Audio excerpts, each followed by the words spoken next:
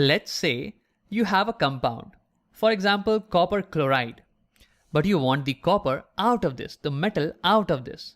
What do? Well, for this, you can react this with a more reactive metal. For example, iron in this case. Now you might be wondering, Ram, how do I remember which metal is more reactive than the other? Well, for this, you will need a list of metals where they are ranked according to their reactivity, from most reactive to the least reactive metals. Now in this video, we are going to make this reactivity list and see how to use it, and more importantly, how to remember it. So let's begin. So to make this ranking list, I'm going to react metals with the salts of other metals. For example, let's take the salt of copper sulfate, and let's react this with iron. Now we notice over here that iron displaces or kicks out copper from its compound and finally forms iron sulfate instead. Now this means since iron was able to kick out copper, that iron has to be more reactive than copper. Let's confirm this by doing the opposite reaction. This time, let's take the salt of iron sulfate, and let's react this with copper. Now in this case, you would notice that no reaction happens. This does not go forward. Now this means that copper is not able to displace or kick out iron from its compound. This definitely proves that copper is less reactive than iron. Now let's look at one more example to solidify our understanding. Here this time I am reacting zinc with the salt of copper sulfate. And this time I notice that zinc also displaces copper and forms zinc sulfate. So here I would say that zinc is more reactive than copper. So technically, we are carrying out displacement reactions, and we are seeing that a more reactive metal is able to displace a less reactive one from its compound. So you can do this with different groups of metal. For example, over here, you can do the same reactions between iron and zinc and figure out which one is more reactive. And by doing so, we will be able to rank all the metals according to their reactivity. So we have already done the hard work, and we have ranked few of the metals according to their reactivity. So over here, the metals on top are more reactive than the metals on the bottom. For example, if you take magnesium is going to be more reactive than aluminium or iron or hydrogen copper. But since magnesium is below calcium and sodium, it is going to be less reactive in comparison to them. So this is how you read this particular list. Now let's see how to use them. For example, if you're given with a problem, hydrogen reacts with MgCl2.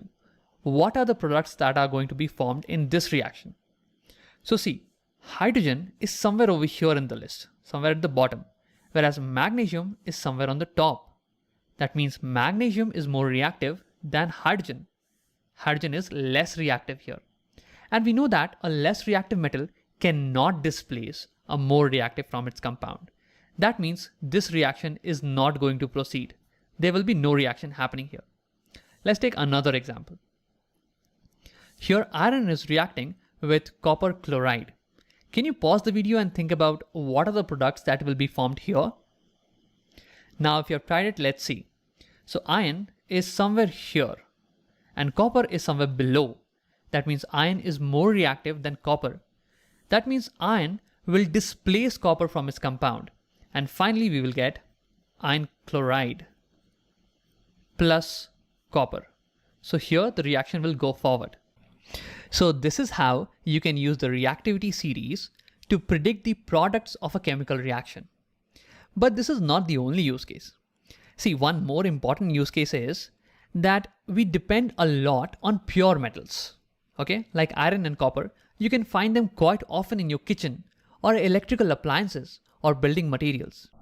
But you may not find these metals in their pure state in the nature.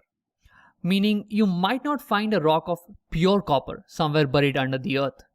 You might find copper in combined state as a compound like copper chloride. And you will have to extract copper out of this.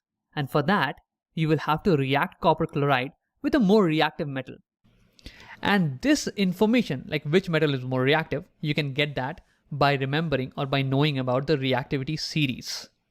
So reactivity series also helps us in extracting metals from their ores, and we'll talk about them in future videos. But now let's try to see how we can remember this long list. For this, I have a mnemonic, the careless zebra mnemonic. It goes something like this. Please stop calling me a careless zebra. Instead, try learning how copper mercury save gold. Now this helps me remember the order of the metals in the reactivity series. For example, with the first letter of please, I remember potassium. With the first letter of stop, I remember sodium. From cal of calling, I remember calcium, and so on and so forth.